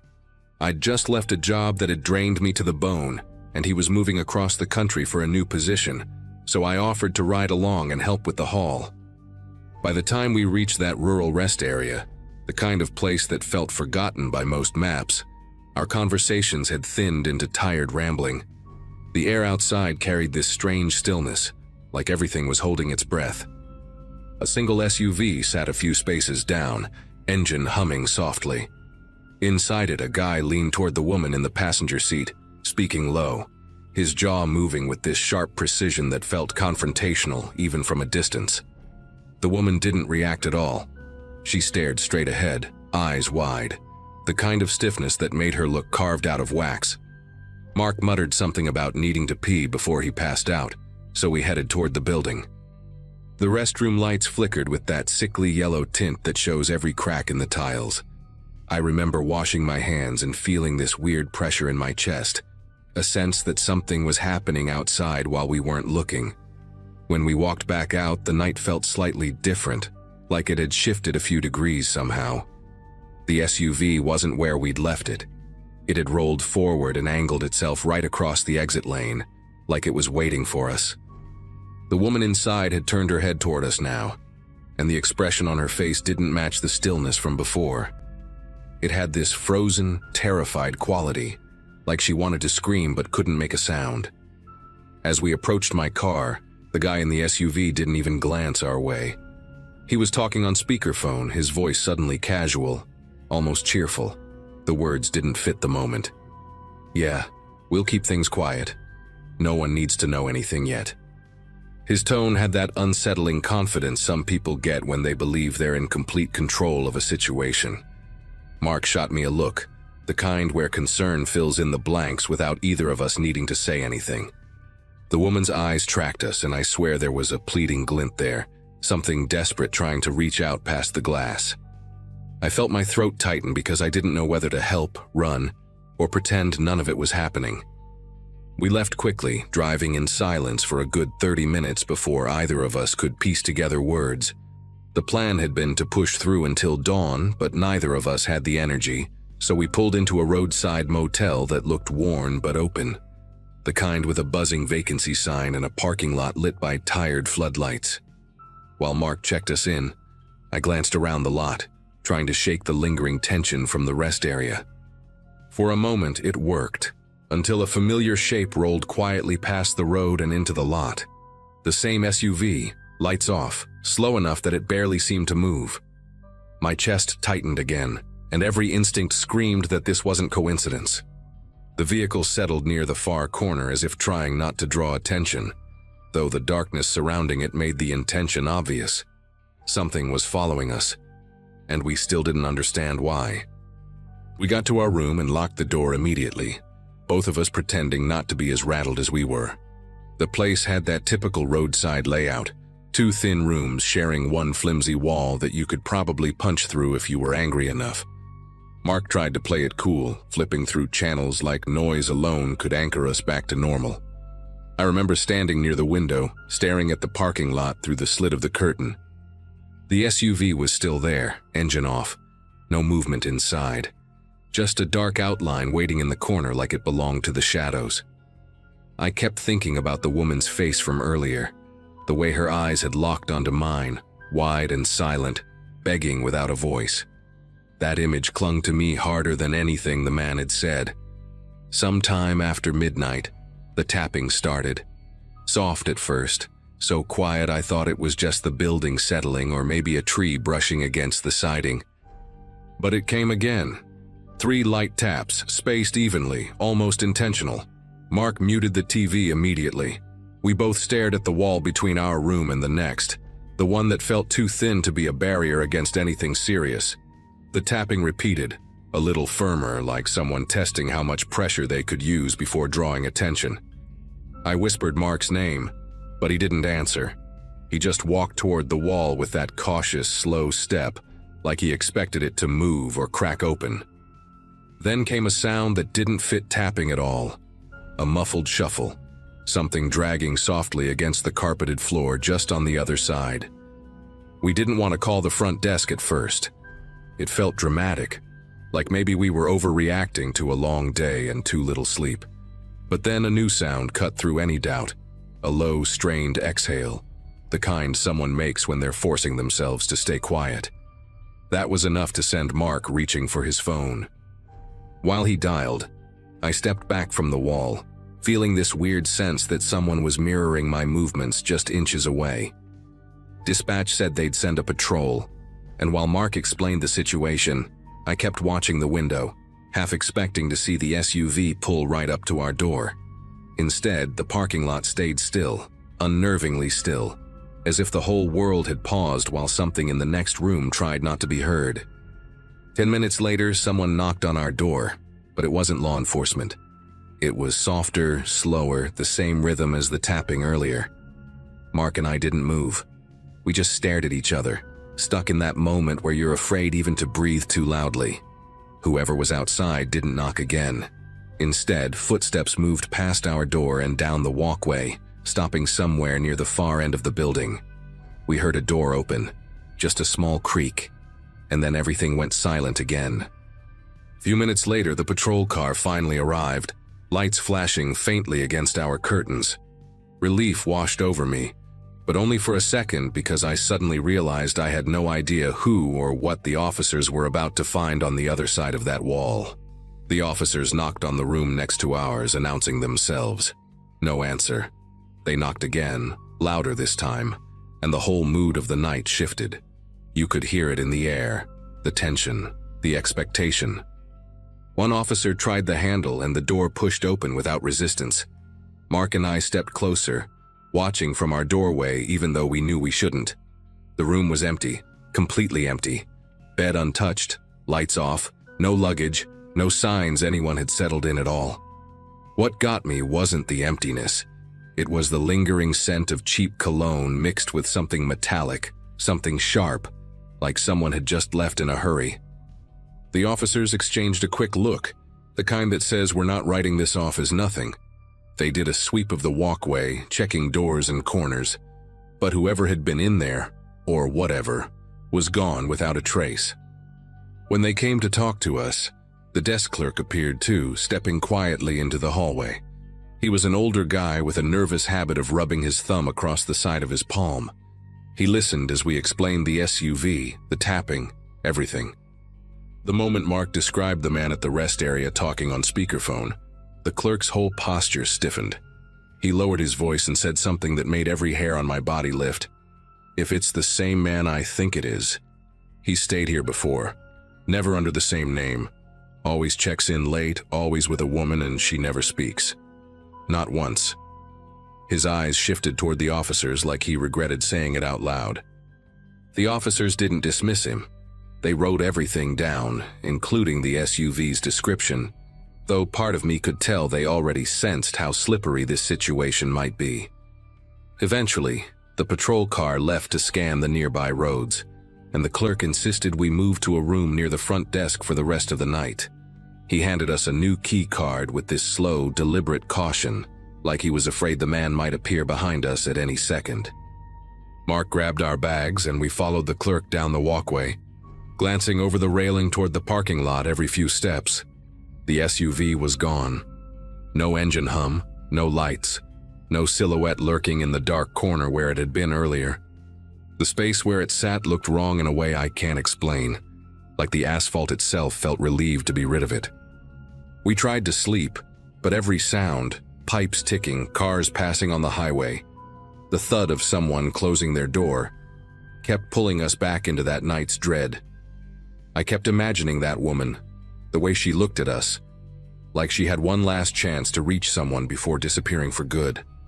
By morning, the officers still hadn't located the SUV or anything matching the clerk's past encounters. We checked out quickly, thanking the clerk, who just nodded like this sort of thing haunted him more often than he wanted to admit. As we drove away, Sunlight cut through the lingering fog, making everything look harmless again. But I couldn't shake the picture in my mind. That woman in the passenger seat, eyes locked onto mine, silently begging for something I couldn't give.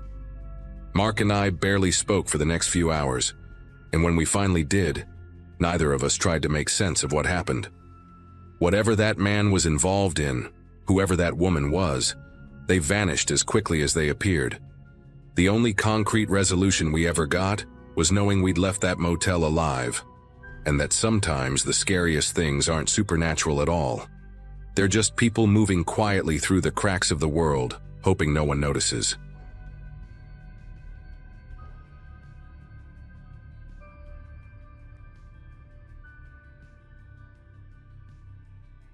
Hard to explain my life at the time without sounding scattered, but I'd been doing contract work all over the region in early 2024, driving from one small town to another because it paid better than sticking to one city.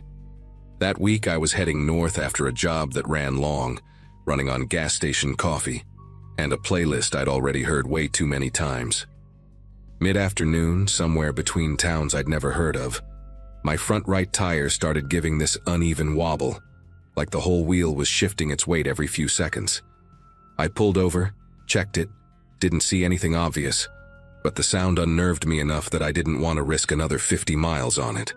A weather-faded sign pointed toward a town I swear wasn't on my GPS the day before, so I turned in hoping to find a mechanic. The place barely counted as a town, 3 blocks, maybe 4, with more empty windows than open businesses. The only sign of life was a convenience store with a crooked open sign buzzing in its window. Behind it sat a garage that looked like someone had tried to renovate it 30 years ago and then just stopped. A single metal bay door was half open, and inside stood a tall guy in a stained gray coverall, sleeves tied around his waist. His name patch had peeled away, leaving only the outline. He had coarse salt and pepper hair tied back with a red elastic band, and the kind of stare that never seemed to blink at the right time. When I explained the tire issue, he nodded slowly and said he needed to bring the car into the closed bay for safety, then gave this odd cough laugh as if he'd said something funny only he understood.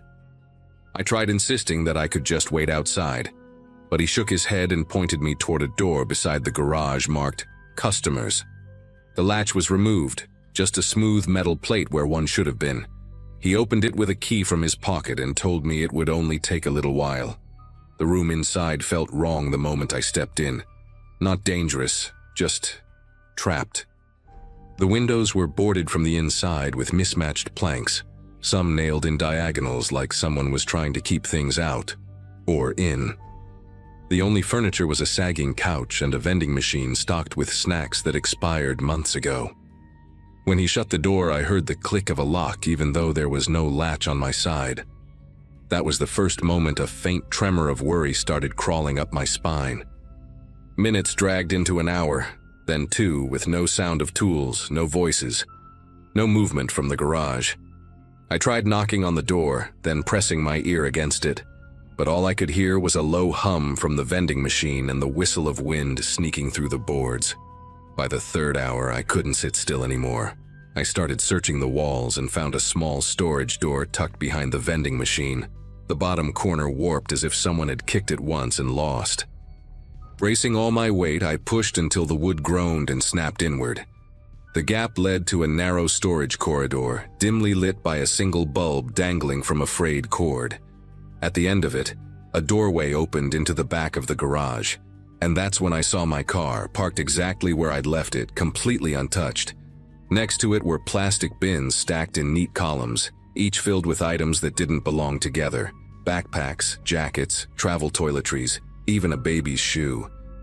All of it arranged like someone was collecting pieces of people who never came back. Up close, the bins were even worse. One was filled with loose chargers and phones with cracked screens, another with random pieces of luggage tags and keychains, and a third had a mix of sunglasses, half-used travel-size shampoo bottles, and a single license plate bent like someone had tried to fold it in half. There were no labels, no attempt to sort by owner, just piles of life fragments stripped of context. I recognized the brand of a travel mug I'd seen in truck stops 100 times, and for a second, I pictured people I didn't know standing at gas stations, holding those same mugs, on trips they probably never finished. The air smelled like old oil and something faintly metallic, like blood that had been cleaned up weeks ago but never fully left. My own car sitting there untouched made everything worse. Whatever this guy was doing, it didn't involve repairs. I backed away slowly, trying to keep my footsteps quiet on the concrete. That dangling bulb above me swayed slightly, even though the air felt still, making the shadows jump across the bins like they were breathing. From somewhere in the garage, beyond my line of sight, I heard a faint scraping sound like metal dragging briefly across the floor and then stopping. Instinct made me reach for my keys, and I realized they weren't in my pocket. They were with the mechanic. My backpack wasn't with me either. I'd left it in the car. That detail hit harder than I expected. I suddenly understood how easy it would be for someone to strip away a person's identity out here. Take their car, their bag, their phone, and they'd become nothing but an entry on a missing persons list months later, if that. The corridor branched to the left, away from the open area, toward what looked like a side door with a small wired glass window. I moved toward it, counting each step just to give my brain something to hold on to. The window had been painted over from the inside, but at the edges the paint had chipped enough for thin streaks of daylight to leak through. I pressed my ear against the metal door and heard distant traffic, the faint roar of cars passing at highway speed. That sound snapped a decision into place. If I could get out that door, I didn't care about the car anymore. I could get help, or at least distance. The knob resisted at first, but when I leaned my shoulder into it, the old metal frame shuddered, and the latch gave just enough that I could slip through into the harsh, late afternoon light. Behind the building, weeds grew up through cracked asphalt, and the back lot stretched out to a scrubby patch of grass that ended near the highway embankment. No other cars were parked back there. No tow trucks. No sign of anyone else. The main road through the town wrapped around the front, but from where I stood, the street felt miles away. My pulse hammered in my ears as I cut through the weeds, ducking low in case the mechanic stepped outside. I didn't run at first. I walked as quickly as I could without drawing attention, trying not to trip over a half-buried muffler or the skeleton of an old tire. When I reached the edge of the embankment and saw the highway below, the sound of rushing cars felt like proof that the world still existed outside this decaying pocket of nowhere. That's when I finally broke into a run, sliding down the dirt slope and stumbling onto the shoulder, sticking my arm out in a desperate attempt to flag someone down. A delivery van was the first vehicle to slow down enough to notice me. The driver, a middle-aged guy with a mesh cap and a sunburned neck, rolled down his window and stared like he was trying to figure out if I was drunk or hurt. I must have looked wild, dust on my clothes, sweat streaking down my face, breathing like I'd sprinted a mile. I told him I needed to get to the next real town, anywhere with a police station. He didn't ask many questions, just jerked his chin toward the passenger seat and said he was heading east. As we pulled away, I glanced back up the embankment, half expecting to see the mechanic standing there watching. Nothing moved. The place looked empty again, like a set someone forgot to tear down after filming. At the police station, the officer on duty listened carefully, but kept giving me this cautious look, like he was trying to sort out whether I was exaggerating or if something genuinely criminal had happened. When I mentioned the bins of other people's belongings, he leaned forward slightly. That was the first sign that he took any of this seriously. He asked for the exact location, but when I tried pulling it up on my phone, the GPS marker bounced around and wouldn't lock onto anything. The officer eventually radioed for someone to check the area while he took my statement, though he warned me that abandoned towns sometimes got used for storage or salvage work. He said it in a way that suggested he didn't fully believe that explanation himself. By nightfall, another officer stepped into the room and quietly told the one interviewing me that the garage was locked up, lights off, and looked recently vacated. No sign of the mechanic, no boarded windows, no bins, nothing resembling what I'd described. They did, however, find fresh tire tracks in the dirt behind the building, leading toward the main road. I asked if they'd found my car, and both officers exchanged a glance that told me something wasn't right. One of them cleared his throat and said a vehicle matching my description had been located, 2 counties away, in an impound lot. No damage reported, no ticket, no note, no explanation for how it got there or who dropped it off. The impound attendant claimed it had been left in the middle of the night without paperwork. When they finally released me the next morning to pick up the car, I went straight to the lot. Seeing it parked neatly between 2 other vehicles made my skin prickle in a way I still can't articulate. Nothing was missing inside, not even the backpack I'd stupidly left behind. The keys were on the front seat, placed perfectly parallel like someone wanted them to be noticed. I asked the attendant if cameras had picked up anything the night before, but he shook his head. System had been down for days due to a power issue. I drove away feeling like I'd slipped out of a situation that was meant to go very differently, though I still don't know what the mechanic wanted or why he collected those items. All I know is that I take any wobble in my tires seriously now, and I never stop in towns that don't appear on the map.